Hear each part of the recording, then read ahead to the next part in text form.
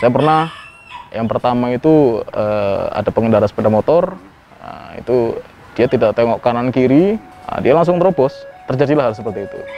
Kaula-kaula muda waktu itu malam minggu sedang mabuk, sedang minum minuman keras, ya kita diminta itu tadi, dimintai uang.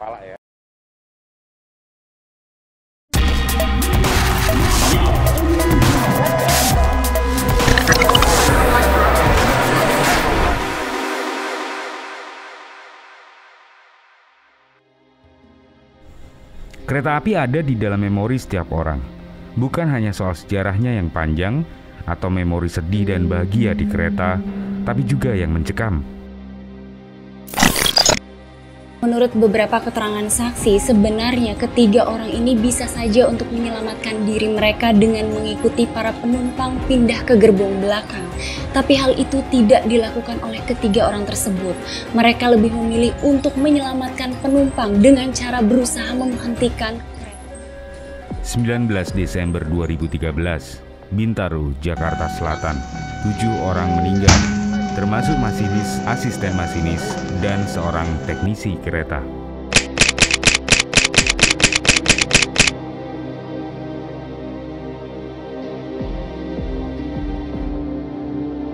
Saya yakin bukan hanya saya, seluruh masinis pernah lah gitu tuh. Ada nggak salah satu Ya. beberapa kali?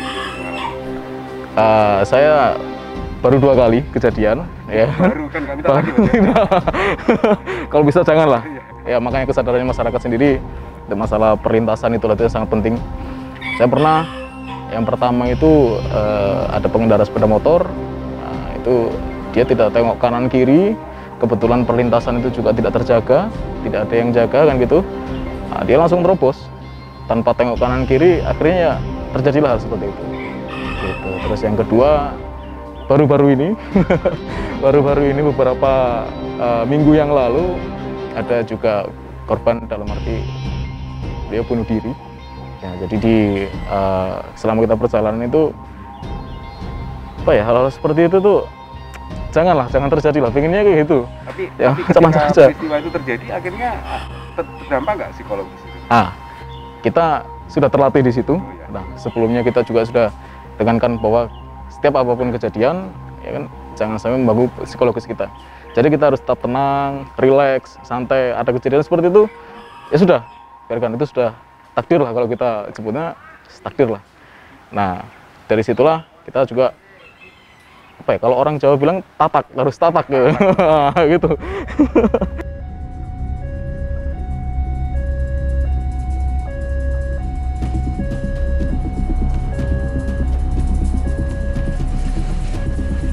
Kecelakaan karena lalainya pengguna jalan di perlintasan kereta masih sering terjadi di sekitar kita. Di jalur kereta api di Pulau Jawa ini mayoritas dari sisi masih dalam koridor ruang terbuka. Dalam arti setiap ada perlintasan dengan kereta api itu merupakan titik terbuka terjadinya kecelakaan.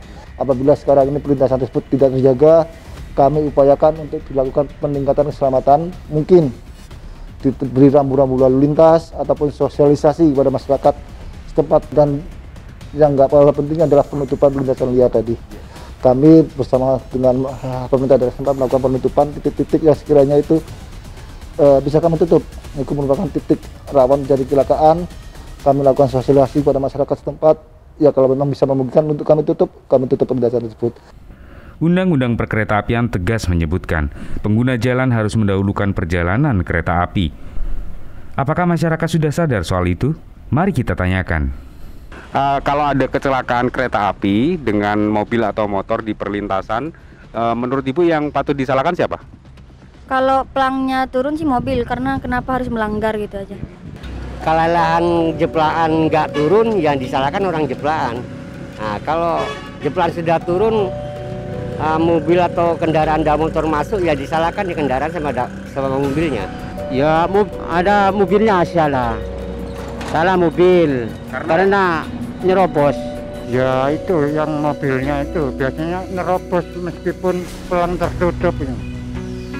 Sering terjadi kecelakaan, Pak? Oh iya, dulu sering. Mobil atau motornya? Soalnya kan kalau kereta api mau lewat mesti ada warningnya dulu toh.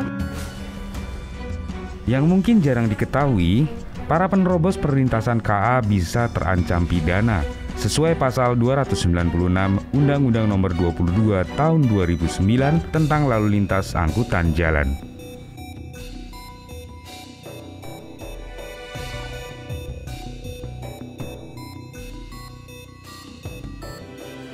Setelah kita dilayakan layak untuk berdinas dari kesehatan, kita kembali lagi ke kantor untuk melakukan asesmen singkat. Nah, tujuan asesmen singkat itu untuk meyakinkan bahwa kondisi masinis itu benar-benar dia siap untuk melaksanakan dinasnya. Seperti itu. Mulai dari pertanyaan-pertanyaan yang diajukan itu sesuai di lintas kita, mungkin dari segi apa yang akan kita jalani, kereta apa yang akan kita jalani, kayak gitu. Kemudian ada pembatas-pembatas kecepatan yang di daerah mana, nanti itu kita diberitahu di situ. Kemudian ada asesmen yang benar-benar kita itu harus siap. Nah, dalam arti kita ditanyakan dalam posisi di rumah sebelum kita berangkat ada masalah apa. Nah, seperti itu. Secara psikologis. Secara psikologisnya. Oke Mas Dani, untuk sebelum menjalani dinas ini apa ada masalah di rumah? Siap, tidak. Keluarga semua ya? Siap, alhamdulillah siap. Takutnya nanti di dalam perjalanan mengganggu. Jadi kita kepikiran, oh di rumah tadi ada masalah ini. Nah, itu hal yang kecil tapi buat fatal. Salah satu contoh misal, ada anak sakit di rumah. Anak saya sakit di rumah tadi. Kita mau berangkat dinas ternyata, aduh anakku panas kayak gitu, anakku batuk pilek atau sakit apa gitu.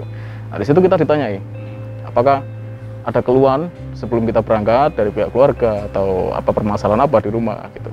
Kalau memang kita nggak ada, kita sudah fresh, kita sudah siap untuk berdinas, kita diperbolehkan untuk dinas. Selain masinis, ada orang-orang di balik kereta yang perannya begitu syarat tapi jarang terlihat. Selain masinis, profesi di perkeretaapian yang Ibu tahu apa? Masinis, pramugari tuh. Apa? Kayak iya, jeplaan tuh namanya tuh apa sebagai penjaga jeplaan kereta api itu kurang memahami saya tuh. Di dalam nggak tahu. Kondektur ya? Lainnya Bu? Kurang tahu saya. Ini adalah Dipo Lokomotif Sidotopo, Surabaya. Di bangunan cagar budaya yang berdiri sejak 1918 ini, para teknisi memastikan lokomotif bekerja dengan baik. Tanggung jawab kita itu adalah mempersiapkan lokomotif yang andal, baik itu pemeriksaan harian, pemeriksaan bulanan, dan fasilitas bangunan, juga mengurusi IPAL. Gitu. Kalau personil kita itu semuanya total 85, tapi ada perbagian, ada fasilitas, ada teknisi. Teknisi kita itu untuk yang MC itu kurang lebih 15 orang. Kemudian DC itu 16 orang. Kemudian KRD itu 5 orang gitu. Yang lainnya ngurusi fasilitas itu. Untuk bagian itu seperti di MC itu ada bagian adem lah, ada bagian angin itu pengereman, kemudian bagian motor diesel, kemudian ada sistem listrik, kemudian ada yang mekanik, itu gitu. Kalau dari semua bagian itu tadi, umpamanya nih ada satu yang lewat gitu oleh teknisi itu ternyata tidak dicek dengan maksimal, kira-kira apa yang terjadi Pak? Akan menyebabkan terjadi gangguan di lintas. Makanya kita itu menekankan pada teman-teman supaya melakukan penelitian, pemeriksaan itu dengan teliti, dengan konsisten, harus dengan SOP dan check sheet, sesuai dengan bagian-bagiannya dia. Masing-masing? Iya. Pernah nggak punya pengalaman Mas, misalnya ada kendala tertentu yang memang itu sulit dilakukan gitu atau bagaimana? Sering. Paling berat apabila jumlah armada itu terbatas dan ada satu loko gangguan dan kita harus berpacu dengan waktu untuk menyelesaikan supaya logo itu SO siap untuk dinas KA. Kalau capek itu relatif Mas. Gitu ya? Pasti capek, stres. Ya gimana, ngatasinya gimana? Bercanda sama teman gitu, refreshing. Yang lebih penting untuk saya itu memotivasi diri saya sendiri bahwa pekerjaan ini bukan sekedar pekerjaan tapi mendekati ke hobi. Selain sarana, prasarana seperti rel juga harus optimal. untuk meminimalisir gangguan perjalanan kereta.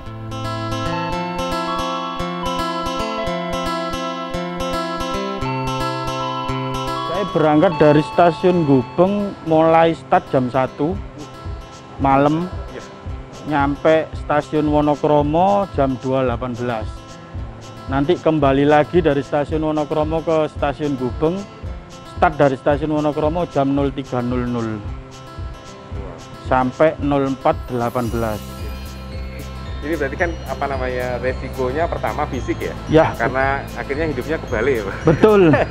Jadi orang pada kerja, kita tidur. Orang tidur, kita bekerja.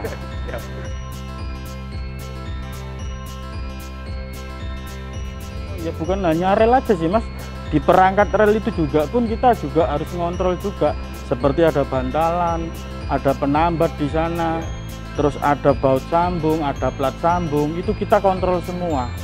Jadi benar-benar harus aman untuk dilalui perjalanan kereta api. Salah satu yang dikhawatirkan Imam ketika bekerja adalah cuaca.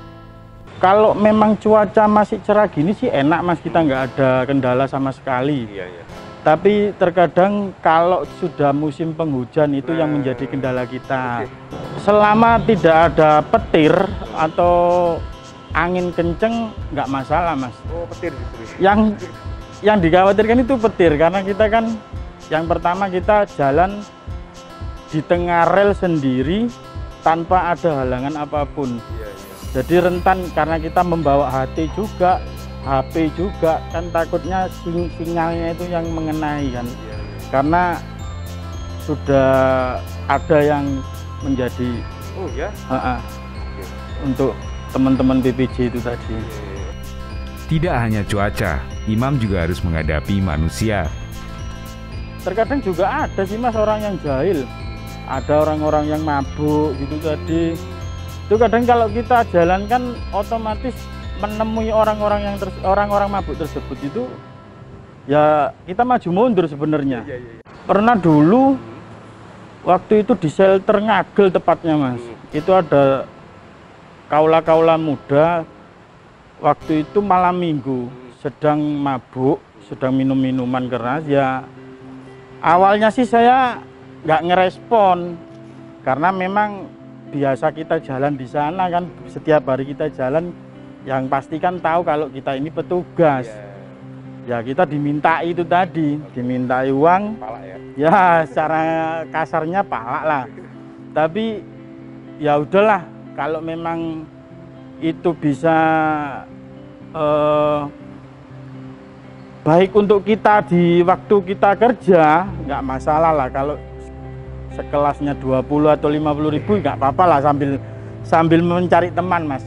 Yang penting aman dulu. Yang penting aman dulu. Soalnya biar gimana pun kita sendiri Mas kerja tanpa ada temen. Itu pengalaman yang mungkin nggak enak ya. Ya. Tapi ada nggak pengalaman yang bukan enak ya? Ya. Mungkin unik gitu. Jadi artinya di sela pekerjaan kemudian menemui sesuatu yang memang ya misalnya berkaitan dengan manusia, bersinggungan dengan manusia selama perjalanan ya. Gitu ya. Ya ada ini, tepatnya di stasiun Wonokromo ini juga ini. Di belakang ini dulu kan memang ada pasar malam. Jadi banyak sih sebenarnya cewek-cewek itu tadi. Terkadang kalau kita jalan digoda, ya namanya manusia. Tergoda nggak Mas? Ya dikit. Gak seberapa itu sih, cuma gak seberapa respon saya. Karena memang kita di sini kan tugas Mas. Jadi nggak mungkin kalau kita nanti ngerespon, takutnya nanti malah ada yang lihat kan nggak enak, nggak etis. Ya alhamdulillah berkat koordinasi perusahaan dengan mungkin pemerintah kota ya Mas ya. Akhirnya di stasiun Wonokromo ini sudah bersih tanpa ada gangguan apapun. Tidak hanya keluarga masing-masing, Anda juga menjadi motivasi bagi mereka yang bekerja di balik kereta. Sebagai masinis, kebetulan sih istilahnya ada rasa bangga lah. Ada rasa bangga sendiri ketika kita bisa membawa rangkaian ini dengan selamat, aman, lancar, dan terkendali, kita sebutnya mancarli kayak gitu. Nah, kita bisa mengantarkan penumpang atau kereta barang sampai di tempat tujuan dengan selamat, apalagi tepat waktunya. Itu ada bentuk kebanggaan sendiri lah. Itulah motivasi yang terbentuk dalam diri saya kayak gitu. Kemudian yang kedua ada lagi ketika ini hari-hari tertentu nih. Kayak hari raya Idul Fitri, ya kan, Natal tahun baru kayak gitu. Saya bisa mengantarkan penumpang sampai dengan tujuannya dengan tepat dan selamat tanpa ada kendala apapun. Itu salah satu motivasi yang terbesar buat saya. Saya bisa mempertemukan mereka dengan keluarganya, ya kan, dengan sanak saudara yang mungkin beberapa bulan atau beberapa tahun belum ketemu kayak gitu. Itu rasa wah luar biasa. Motivasi saya itu utamanya keluarga. Saya bekerja untuk keluarga kan.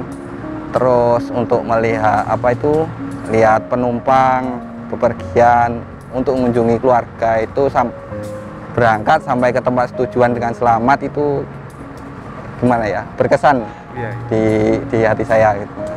Diibaratkan di dalam KA itu ada anggota keluarga kita. Kalau kita nggak ikhlas menjalankan tugas itu tadi, kalau ada umpama kejadian waktu katakanlah ada kereta jatuh, ya naudzubillah min dzalik, mohon maaf, karena memang pantangan itu Mas kalau ngomong. Jadi seumpama ada kecelakaan kereta, di situ ada keluarga kita, miris Mas rasanya kalau tahu kesalahan dari kita, apalagi kesalahan dari BPJ nggak ngontrol, itu miris sekali. Makanya dari sana kita termotivasi tetap bangga dengan profesi yang kita jalankan untuk sekarang ini.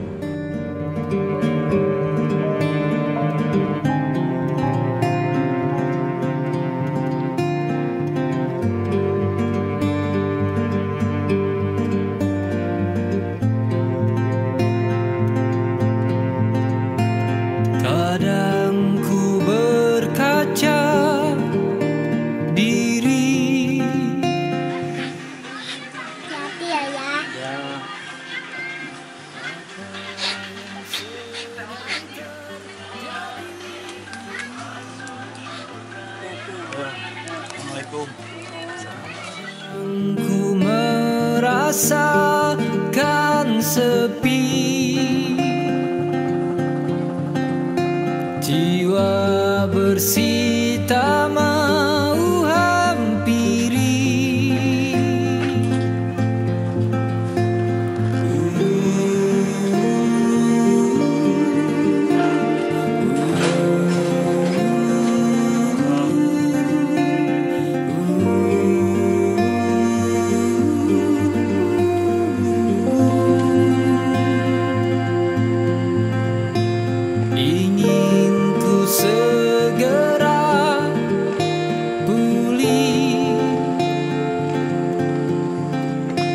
Dari sakit yang membebani,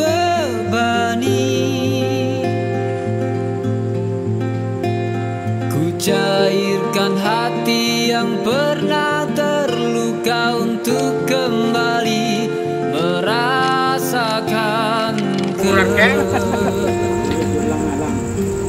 keindahan. Yo, hati-hati. Yo, hati-hati.